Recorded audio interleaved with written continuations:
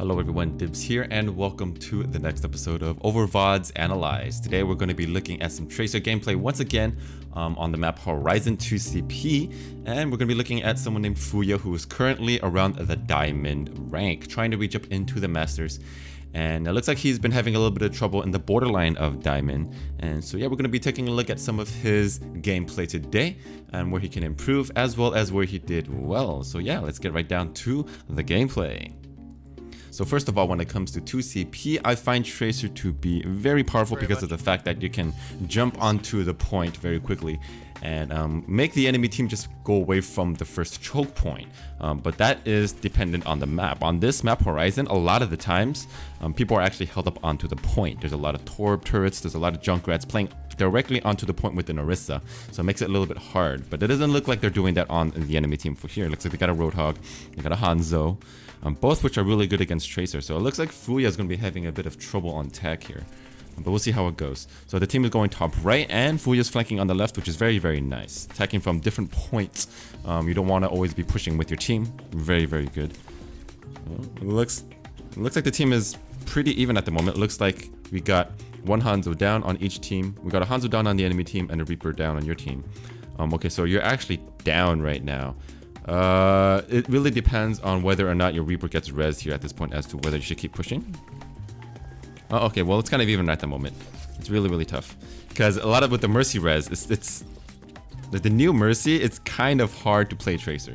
Especially when your picks don't really count as much. But if you have a res on your team, then you can basically counteract the enemy res by resing one of your own, right? So, but this is good. You're basically on the point and making the enemy come back onto it while your team pushes up. Doing a really good job distracting, but doesn't look like your team is able to push up. Yeah, you guys are down right now, so I think you should back up a little bit. Yep, be a little bit more safe until your team has more of a before they're grouped up together again. Okay, you got a good pick. Allows your team to kind of push up here. Oh, yeah, and there goes that res, right? But if you can get this Mercy, that's really huge. But it looks like your Mercy on your team also got picked off. It's not bad though, because it's kind of an even fight where you don't really have to deal with the Mercies on both teams. Okay.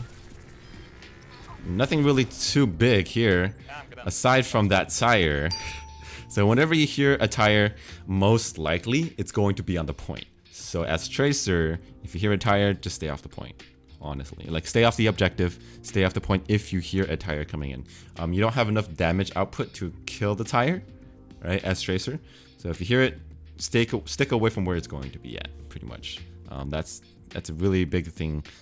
Once the tire explodes, or you know that's destroyed, just go back onto the point right away and then keep contesting. Or you can look for the Junkrat while it's going around in circles trying to, you know, contest people on the point. So that's what I would normally do. Every time I hear a Junkrat pop his tire, I look for the Junkrat instead. One of the best things you can do is also go towards the route where the Junkrat tire is coming from. So if you see the tire on the way, go to finding the Junkrat, you can just blink away from the tire, and hopefully the tire will actually explode and try to get you, but you'll be blinking away from it at the same time. So yeah. But aside from that, that was a really good stick, really, really good opening pick when it came to the Torb. But the thing is like, it's really difficult because in the Mercy can't just get that insta-res onto the Torb right away. But the thing is, if you are able to make them use that res at the very beginning of the fight, while your team still has a res, you can actually still push. It's still a 6v6. But once one of your teammates dies, you have that extra res for your team to push in again. But if you get another pick, right, since they used it on that Torb in the very beginning of the fight, they can't use another one. So it's still an advantage to get a pick, but it's just not as effective. You just gotta make sure that your team pushes up and you get another pick off of that. So it's really nice for you to even, you know, tell your team, like, even though you got a pick and it gets res, but like, hey, now's the time to push because they don't have a res while we do. You basically have like a pocket, not a pocket, but like an extra teammate, like a pocket teammate that you can res if the teammate dies. So it's still useful in my opinion. A lot of people say like, oh, you know, picks don't really matter now that there's a new Mercy. It's not exactly the case in my opinion. It still does matter quite a bit. Alright, so you guys are getting back onto the point. Looks like it's pretty secured. You guys have 4 on it right now. Alright. And one of the things that I have trouble with Tracer on this point is the fact that 2CP is really hard to finish off with as Tracer. Most of the time I like to switch off at the very end. Even if you are running dive, I think it's really hard to finish off without a Zarya. And if they have a Mei here, I think you can actually do pretty well against the Mei, as long as you get a pulse bomb on her when she comes out of her ice block. But we'll see how that goes. But there's usually too much spam at the end of the point. Ooh. Yep. It's okay. That happens to the best of us. That happens to the best of us. Alright, going after the Torb. Not bad. Alright, so even though you guys are doing pretty well at this point, it's still kind of risky for you guys to be playing a Tracer here. Tracer doesn't really have a burst potential to kill the entire enemy team. We have no wipe potential, especially without a Zarya. I say this a lot, but I find it really true. It's really hard. But it looks like you guys are going to make this work. You guys are going to be able to make this work. Especially with the constant reses. Okay, right here. At this point, I know you are trying to stall the enemy team from coming out of the point. But it's been a while already since anybody came out of the point here. And you're basically wasting a lot of your time right here. If you think about it. A lot of time is wasted in the back where nobody's coming out. You're pretty much just waiting and waiting and waiting and waiting and waiting. That's not very good as Tracer. Personally, right here, you got like what, 36, 37. So a full 8 seconds where you weren't really doing anything. I felt that the DPS could have just been on the point. It definitely could have been used on the point. What you should do is you should tab a little bit more. If you push tab, you can see who's coming out of the point when they respawn. And then, once you find out the respawn, figure out how much time it's going to take until you actually see them coming out of spawn. And then you can blink there and start dealing damage. Because if you're just sitting there not doing anything, that's a lot of time wasted. You could be dealing damage onto the point, you can be taking out the Mercy, you can just be an annoyance on the point. And just a little bit of extra damage, like you're at 80%. Yeah, 82%. So if you have 18% more damage done, you could have gotten your pulse bomb by now. And that extra 8 seconds, you can get 18% within 8 seconds pretty damn easily, I think, as Tracer. Just do a lot of spraying onto the point, and then if you come out and try to come back to the entrance, you can just pop a pulse bomb on somebody coming out of the point. You'll be a little bit more effective that way.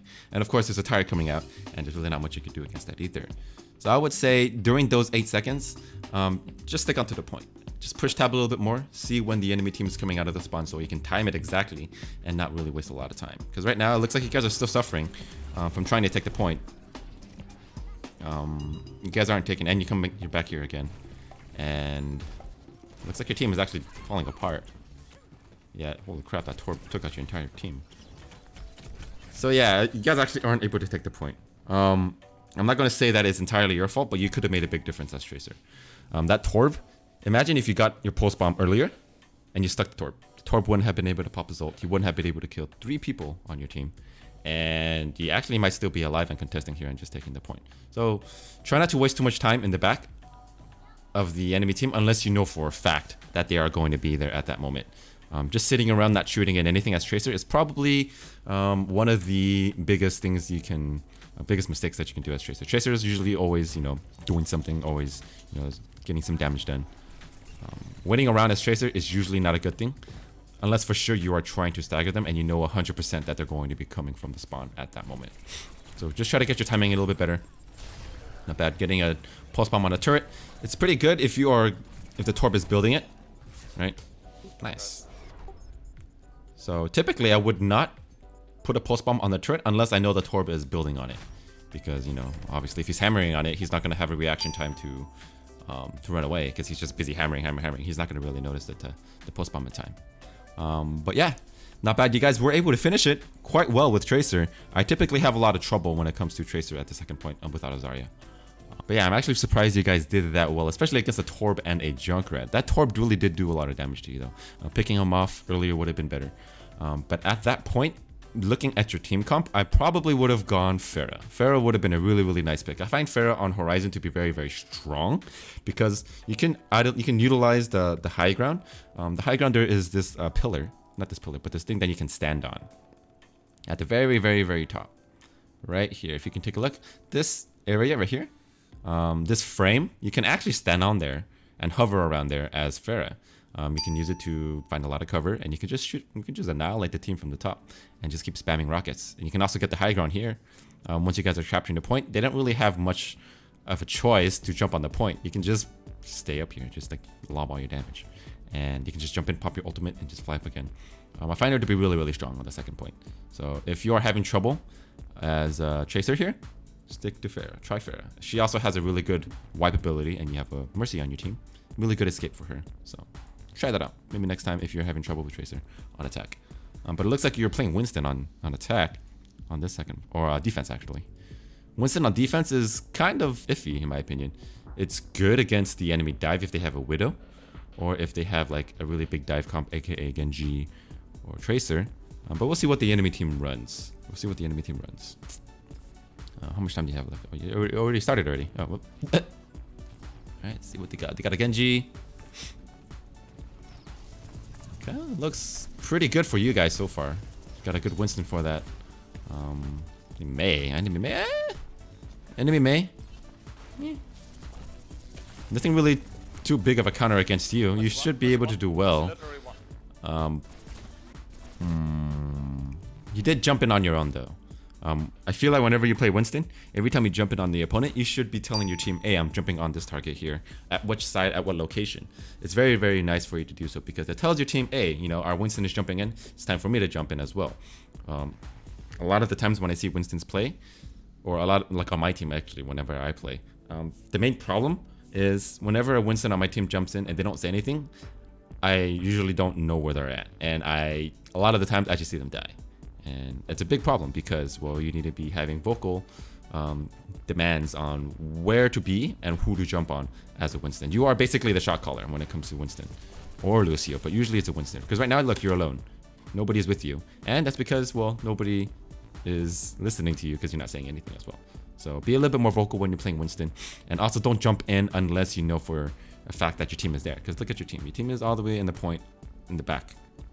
Right, and one of them is down. They're being harassed by a Genji. So I would say just be a little bit more defensive. If your Mercy is down against the Genji, try to go kill the Genji first instead of jumping in at this point on your own. Yeah, see, so your team is kind of pushing up a little bit, but the Reaper's pretty weak. You don't have a support, and they aren't able to finish off the enemy Mercy.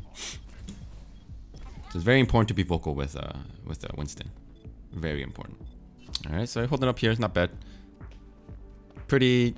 Kind of scary though. Like, yeah, you can get trapped here very easily. Nobody's with you either. Okay, you got a diva, not bad. Yeah, you need. I think right here, I feel that your Zen shouldn't have gone picked off, but he was kind of alone here on his own. He should be up with you. I feel that if you're playing tank, you have to be a little bit more vocal on where you should be staying. Right, so your team sticks together. If they don't stick with you, then you have to stick with them. You have to protect your backline as Winston. You are the guy that peels off for your enemy or for your team, especially if they have a Genji. If they have a Genji, it's kind of your job to get rid of the Genji that's on your healers. Even if they don't ask for the help, it should be in the back of your mind. Okay, as a Winston, I'm a counter to Genji, I'm a counter to Hanzo, I'm a counter to Widow. So if I see any of those heroes, I should be on them basically 24/7, right? Unless, of course, you know, you're running a dive and your entire team is jumping on one target. But of course, usually should be a Genji or a Widow that dies first. But yeah, try to peel off for your healers a little bit more as Winston. It's kind of your job too. I find that you're a little bit more aggressive here. The only time you should be aggressive as Winston is when your team is running dive. Right? That's why Winston is really strong, is because with the dive, he jumps in, puts down the shield, and the rest of your team comes in and, you know, finishes off the target. But the team is running dive on you. And it's kind of your job to kind of peel for the backline. The Genji is actually killing your team pretty well. Took out both of your healers again, or one of your healers. But it looks like you're able to kind of stop for a little bit. And splitting them up. Okay. Shouldn't have died there for sure. You could just back off. You don't really have to kill anybody. Right here, you can buy time. Definitely, you did a really good job buying time. You even got a kill on the Mei. Once you get a kill on the Mei, your job is pretty much done because you're just stalling, right? You know that your healer got picked off by a Genji, and as long as you get a kill and you're basically slowing them down, just run back to your team. You're completely fine. You're in a good position already. You don't need to be a little bit too aggressive. But did she pop their ult? Oh no, the enemy team popped their ult. Yeah, being a little bit aggressive here. Definitely being a little bit aggressive here. Should definitely back off, I feel.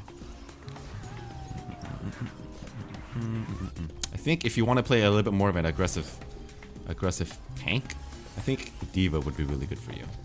D.Va would be very, very nice for you because once you dive in, the shield would only like as Winston, the shield would only last for like a few seconds. But then if you have your D.Va defense matrix, you have more mobility, right? And also you can defense matrix and survive a little bit better. Because right now you have a kind of have like a half dive. You don't really have anybody following up with you. But not bad. You're being a little bit more vocal. You're being vocal about who to dive on or who to kill when they are on the point. That's good. But I feel like being more vocal on what you are doing yourself is also very important, so they can follow up with you.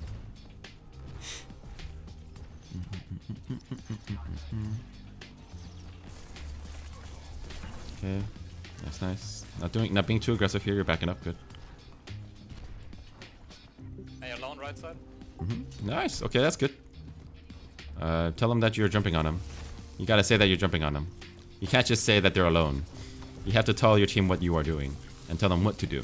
Honestly, that's kind of, this is such a scary time to be. See a man looking at you with a freaking icicle coming up again. Jesus.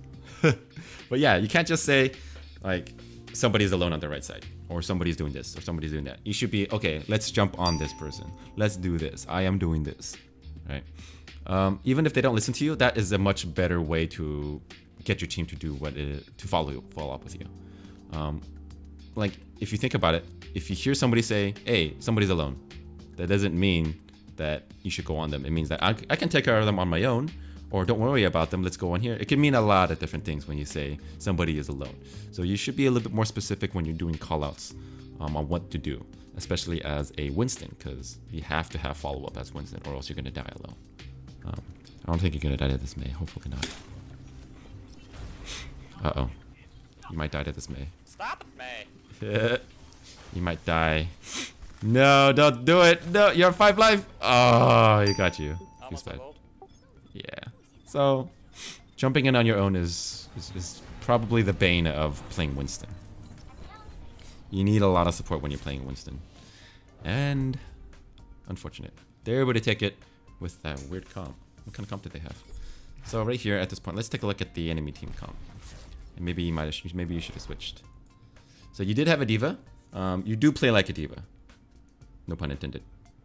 But you play very aggressive.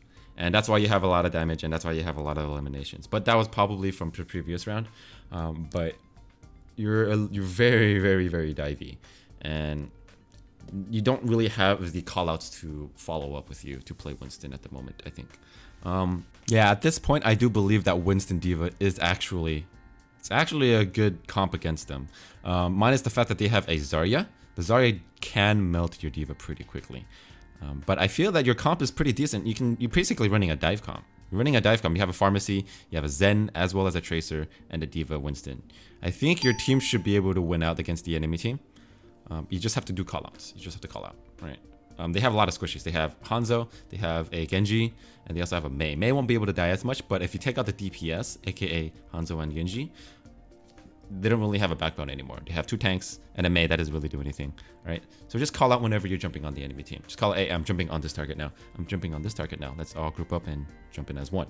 And then if you do that, you'll be able to take out the one person really quickly, and then you can kill him really fast. Counter dive on defense does help a lot. It can actually work, but it does take a lot of coordination. A lot of coordination. So the coordination does come from you. It comes from the Winston. So yeah. But looks like you're going on to Tracer again. I feel that your Winston is kind of like a D.Va / Tracer. You're very aggressive, which is okay, but you just have to be a little bit more vocal when it comes to it. I would recall at that moment right there, because you're very weak already, and you have, yeah, you're getting picked off. So one thing you can work on is repositioning as Tracer. So right here, you're 15 health right here. You're 15 health right now. I would not go any deeper, because if you go any deeper, you know there is a small health back here. The highest health you can get back is, what was it, 75 plus 15, that's what, like 90? Right? You get 90 health, right? Cool, Warrior Knight even 84 health.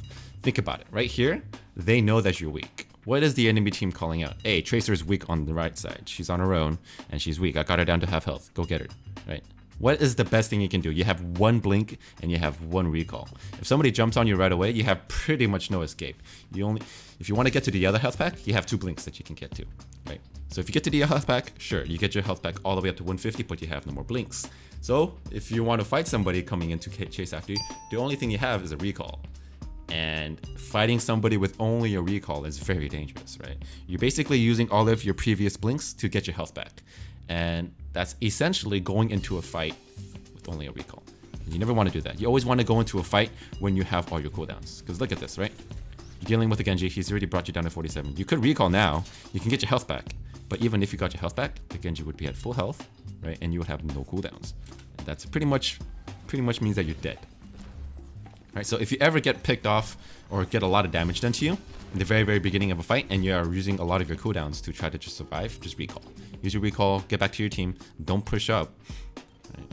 A lot of the times whenever I run towards the backline, I triple blink to get into the backline, and if I take any damage while doing so and I'm really low, I just recall. But if you don't, and they don't really come after you, then you can still be in the backline, poke a little bit, do some damage there. Don't be too aggressive as Tracer if you can. Especially if you take a lot of damage in the very beginning. It's dangerous. Very dangerous. Okay, so right here, just wait a little bit. You don't have your... Oh, yeah. Jeez. Scary, scary. Yeah, wait a little bit. You don't have your recall. You don't need to push. Yep, you saw that too. You saw that. So right there, you can see what kind of arrow he's shooting, actually. So right, he's waiting. Okay, so for one, a Hanzo is waiting for you. Don't ever pick a Hanzo if you know he's waiting for you, because his arrows are huge. So right there. There is a small type of pattern that comes with the Hanzo's arrow. Right there. Okay, so right here. You see that little circle that comes from his arrow? That means that is a sonar arrow, right? If that is a sonar arrow, you know that he has vision on you. If he has vision on you, don't poke. Don't poke. Right? Or if you do, at least just blink. At least blink. Right? His normal arrows don't have any type of pattern unless it's a sonar arrow.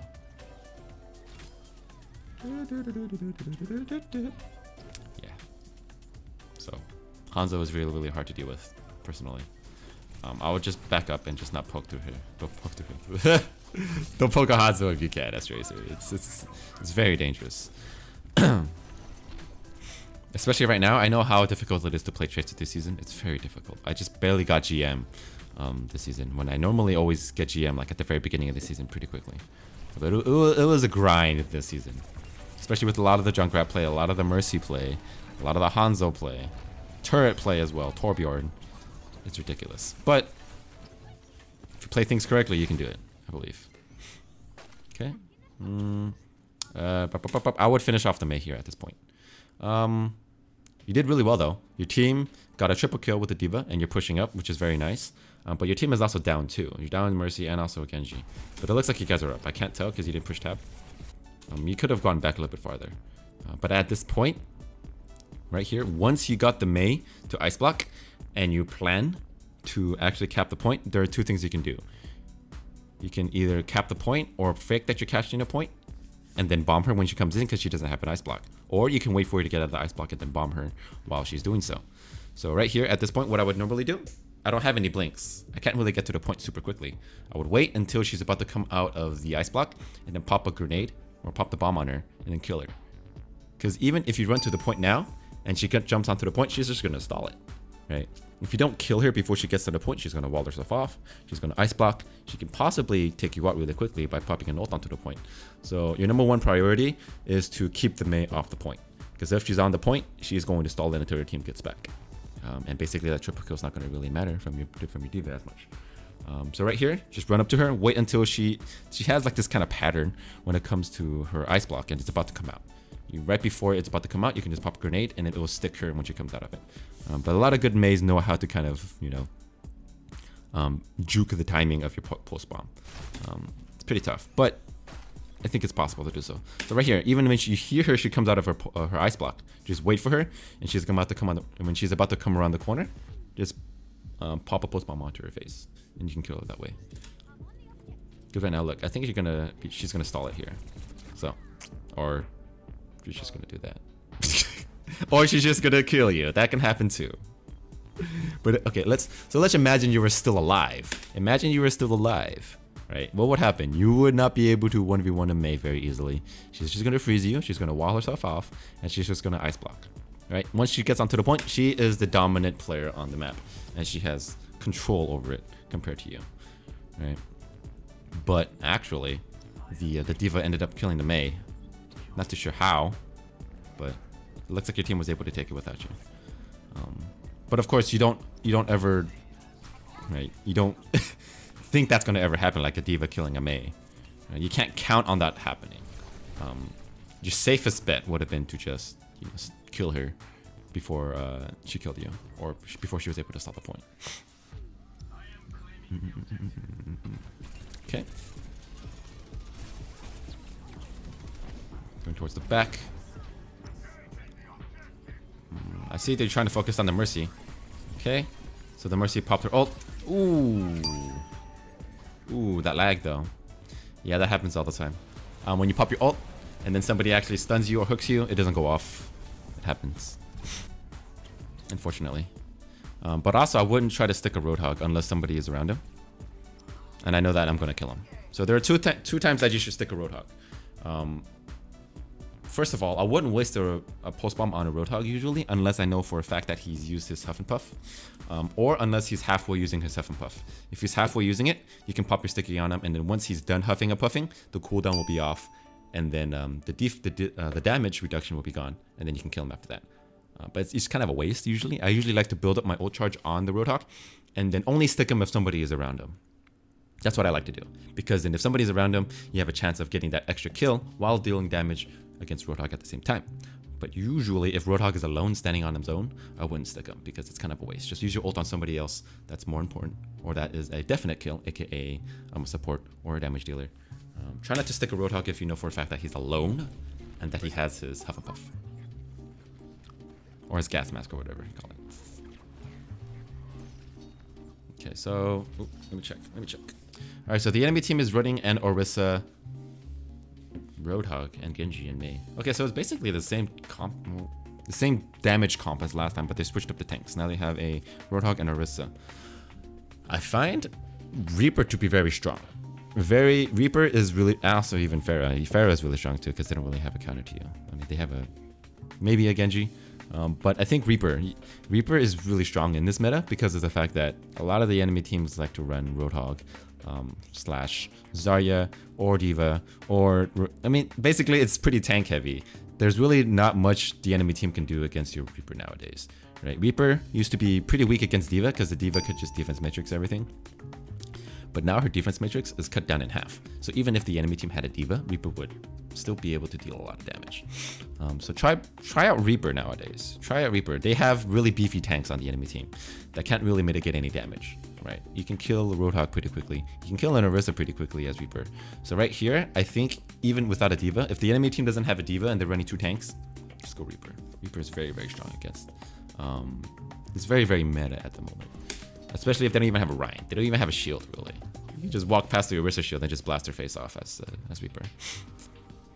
But you don't really have a combo to kind of destroy the enemy team as a DPS. So, and also that too. Even though the Orisa did not use her shift ability, her fortify ability, it's kind of risky for you to pop that because a good Orisa, if she has her fortify, she should just use fortify right away when you pop a pulse bomb on her, and she can mitigate all the damage. And also, the pulse bomb doesn't kill her right away. She has 400 life with armor. So if you actually pop it, you gotta make sure you come back and you finish her off. So either wait until she uses her fortify ability before you pop a pulse bomb on her, or just use it on somebody else personally. And your team also isn't really dive. You have a Reinhardt. I think a Reinhardt switch to a Winston would be very, very nice for you guys. Either that or you play a little bit more standard comp. Hammer down. Building ult charge off the Roadhog. Nice, nice. Kill him. Okay, got him. Good job, guys. Okay, yeah, so at this point, it's good for you to stick in the back line. Because before, what happened last round was there were actually people still contesting the point, and your team was having trouble dealing with them. At that point, it would have been nice for you to be on the point to help finish them off. But right now, since there's nobody on the point, your team is literally just sitting there, just camping it, right? Now you can go onto the front line, in the back line, and try to stop people from getting onto the point. Now is the perfect time for you to do so, and that's good. I do agree with this, you jumping onto the point, or jumping into the back line and trying to stop them. But before, it would have been better for you to stuck onto the point since there were people, you know, still contesting it. Two entirely different situations. Okay. Nice. Good job. Do we wanna please stretch on Good take. Good take. So I do believe that you guys did a better cleanup on the second round. But yeah, not too bad. Really good push for you guys on the second round. Nothing really glaring, I would say. Nothing really glaring. That is a big no-no. Aside from sticking the Roadhog as well as the Orisa. Try to make sure that their defensive cooldowns are off before you pop your ult on them. Aside from that, I think everything is okay. Okay, so yeah, your Torp turret isn't anywhere seen. I think it's actually pushed up front. So what you should do is, if you're playing Torb Orisa, you should be telling your Torb to be like, okay, hey, so after your turret's down, you should be putting it in the back corner. The back corner is very, very strong for you guys to be holding, especially with an Orisa shield. You don't want to be holding up too far up here for too long, because if you're holding up here, you can be attacked from the left and also the right, and you don't want to be pincered attack, right? So basically right here at the very back, right next to the steps, right here is where you should be holding. The turret should be on the steps right behind you, and your shield should be around this area and guarding the turret as well as that little corner. You're supposed to be turtling that area. This is a little bit too far up. So right there where you see your team holding, that's where you want to be. So right there where your Torb is currently, that is where your turret should be, and you should be having a shield wrapping around this area. It's very nice for you because then you can only be attacked from one side, and your shield is actually blocking all the damage from all sides. Orisa, as long as you just keep putting on your shield, you can survive for a very, very long time, and also you can protect your support that way. But it looks like the enemy team was flanking on the backside, and you weren't really there to protect them. So once your Torb turret in the front is dead, and you see the enemy team pushing through, you have to back off, and you have to guard this little area here. That's why the comp is very, very good. The comp is super good because you can't really pick that area if your entire team is there. So as an Orisa tank, stick around that area, tell your Torb turret to be there, protect your support, and you'll be better, I think. It looks like they're able to just flank around the backside and just kill your entire team. So a misplay of both you and your Torb, because your Torb didn't actually put down his turret there. I don't know why he's Torb if he doesn't play that point. Normally, if you're playing Orisa Torb, that is the place to play. That is the place to pay. So, but oh well, unfortunate. Okay, so you're still playing Orisa at this point. Are you gonna switch off? Yeah, it looks like you're gonna switch off. I'm going to Soldier. Zen. Okay, so Zen is a good pick. Zen is a good pick because Zen Mercy, you have somebody to deal with the grabs or the big ults from the enemy team. I don't think the enemy team has a Zarya at the moment. But Zen, oh yeah, they do, okay. So Zen Mercy is very strong. Very good defensive attack or defensive ult that you have. But you have to get it though, that is the point. You have to be able to get it quickly. Maybe you already have 50. Help, please. Maybe behind, guys. Maybe behind the left side stairs. Okay. Okay, nice job. Nice call out. Giving out your team information when you're the enemy in Mei is flanking on the backside. Okay, I would run away here. Yeah, I would run. Okay, good. Ah, it's too late. Rip. Just Mei, guys. Yeah, it's unfortunate. That is actually a strong place for you to hold as Zen, but you were kind of alone though. You were kind of alone. I think the worst thing that can happen is being alone as Zen. Being alone as Zen is very scary. Like, you have nobody to protect you, they can easily take you out. You have 200 health and your hitbox is very easy to kill. So once your team jumps down right here, at this point, I would jump down with my team. Right? Staying up here alone is very scary because if you have any people coming from the enemy spawn, they can come from the top and they can just like push you off. And your team is not really holding up this point and they're kind of contesting. So really at this point already, I would have jumped off right now. Yeah. Because it's super scary. If you're alone as Zen, you're dead, pretty much. And your team just basically is getting wiped. And you only needed about 20% to get your ultimate. Unfortunate that your team just got wiped there, though. But try not to be alone. Try to be with your team a little bit more. If your team jumps onto the point, at least be a little bit closer to them. At least be a little bit closer to them. You can be closer to the point, and you can use barriers. You can use a wall. You can, if your team jumps on, you can stick around. You can stick it around here. Stick it around here, kind of like peeking in that, in that, in that. Be a little bit safer. Personally, there's no point for you to really hold high ground here alone as Zen, unless your tank is with you. Unless your tanks are with you. So you did switch. You have been switching around with a lot of different heroes lately, and they all do different. They all have different play styles. Definitely, Winston can jump in. He is very aggressive sometimes if you're running dive. But if you're not running dive, be a little bit more defensive on your and be peel back for your healers a little bit more. If you're playing Orisa, you kind of want to be with the group, kind of want to be held together with the shield. Same thing with Zen. You know, if you're playing Zen, you kind of want to stick around your team a little bit more if you're being dove on, especially if you're running defense. If you're running defense, you kind of want to stick with your team, or else if you're alone, they're just gonna dive you instantly and you're gonna die. Tracer, you play a lot. Tracer's kind of aggressive depending on how you want to play. It's very different. Like it's I can tell that you're not really used to switching throughout different types of play styles. You have to be defensive on one, you be aggressive on the other. You're getting kind of mixed up altogether. You're being very aggressive throughout all of them, and I think it's because you play a lot of Tracer. So being defensive does have its benefits, especially if you're playing support. You do not want to be aggressive, or you want to be holding very defensive positions as support. Do not want to be very aggressive at all. And now you're playing Junk. Interesting.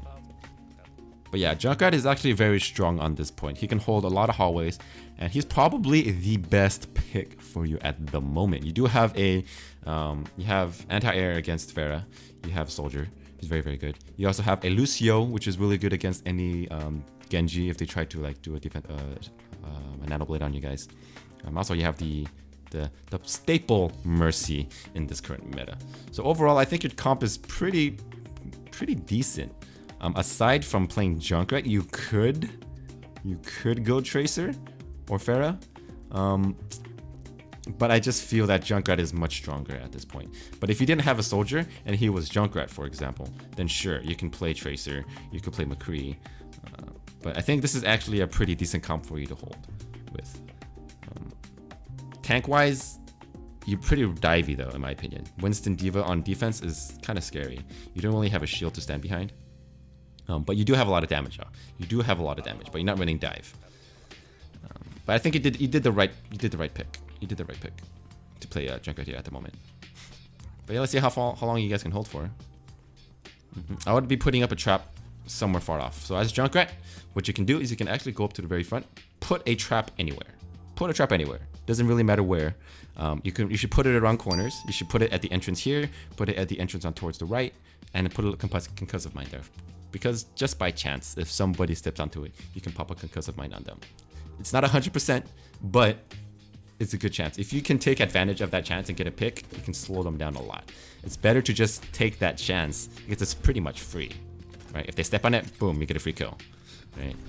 So, but you did do pretty well spamming there though. But imagine you got 2 kills, right? If you got 2 kills, they would literally have no way to push up. Also, when you lay traps, don't lay them out in the very front like that. Basically, once they come up, they'll see it and they can just shoot it. I would put it around the corner, like right here, or right here. I think this would be a little bit better of a spot right here. Or you can put it a little bit farther up if you can, around that corner. So then if they run past it and they back up, they won't be able to see it.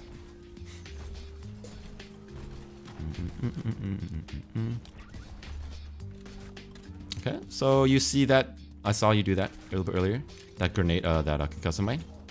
So that concussive mine was obviously a little bit late, but right, if you don't need to use it, right there, you did not see anybody there. If you know you're not going to hit anybody, don't use it. Don't explode it yet, right? Because the thing is, it's basically a complete waste. Imagine if somebody was there later and they didn't realize that the mine was there. You could actually just pop it whenever they just walk by and you could just explode it, right? Because right now, there's a 100% chance that you're not going to hit anybody, for sure, because you know nobody's there. What would be better is if you are going to use your concussive mine again later and you need it to either get away or you need to just use it for offense, just save that concussive mine and just leave it there. If you leave it there and you explode it later on, when you actually need to use your concussive mine some other time, right? Then you have a chance to actually hit somebody. But right there is a complete waste. So what I would normally do is if I see somebody coming up again from the other side and I need to use another concussive mine, then I would explode the first one that's all the way on the left side and then throw out my other one and then get an extra damage, right? Because, like, imagine if somebody else was over there on the other side. There's a lot of by chance when it comes to Junkrat. A lot of times you can get random kills that way, but that's just making the best of it whenever you can, you know? So that's normally how I like to play Junkrat. I like to conserve my concussive mine and don't blow it up unless I know for a fact I need to, or I will get something, or I will get some damage out of it.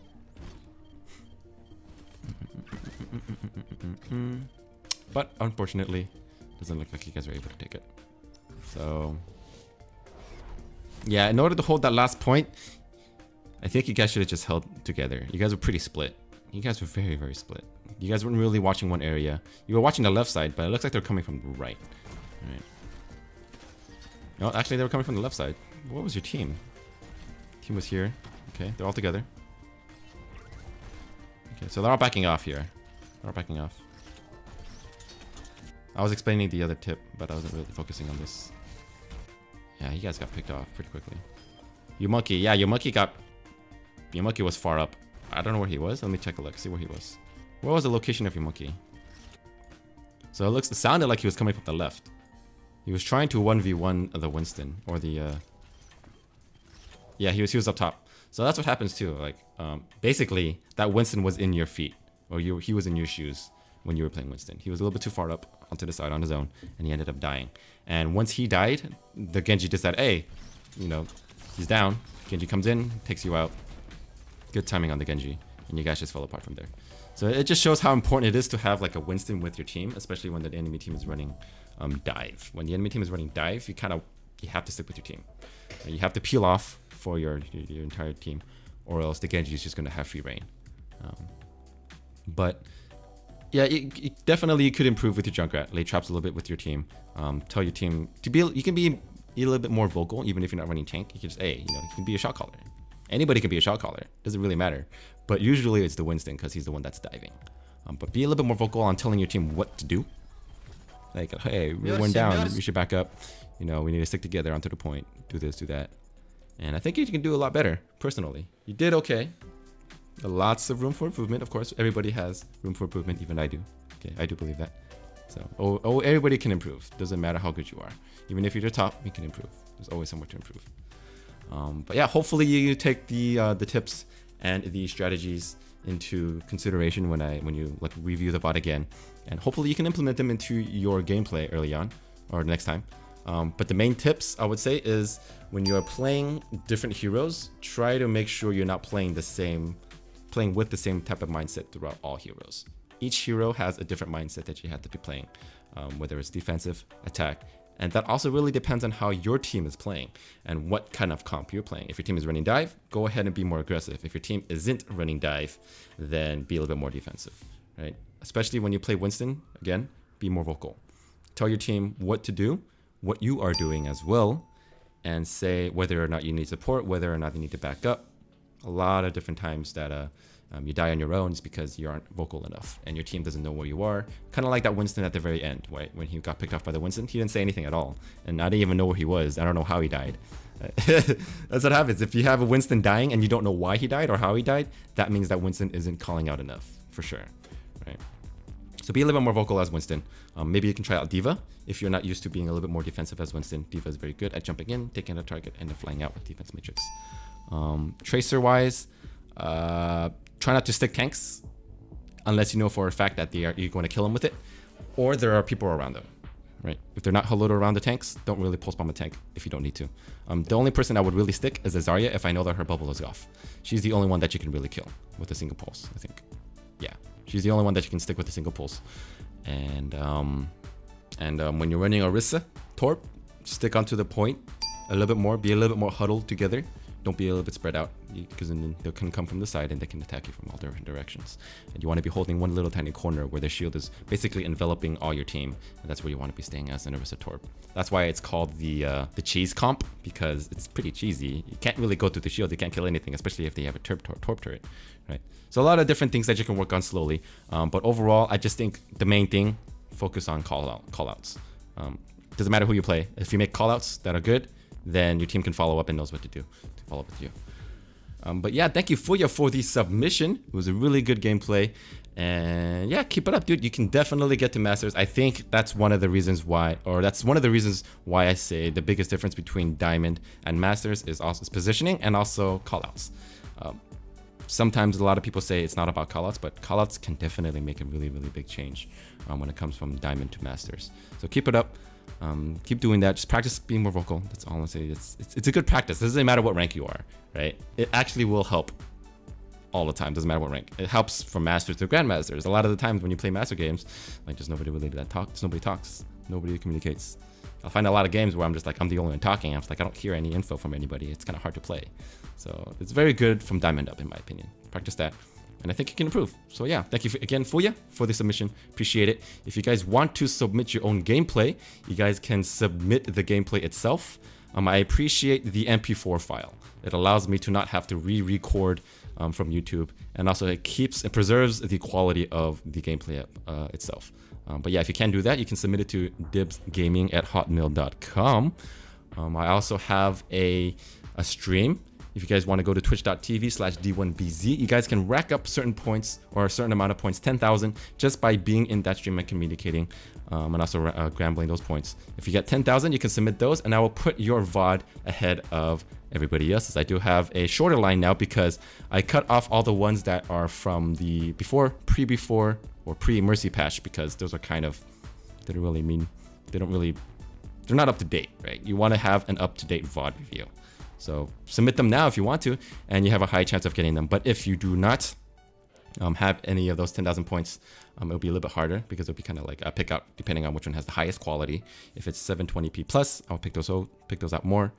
And but yeah, thanks for watching, guys. If you have any comments below about the gameplay itself, you can put it in the comment section below. Of course, be constructive about it.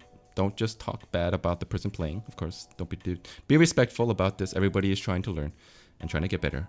And yeah, be kind to each other. And other than that, thanks for watching, guys. I'll catch you guys in the next one. Peace out.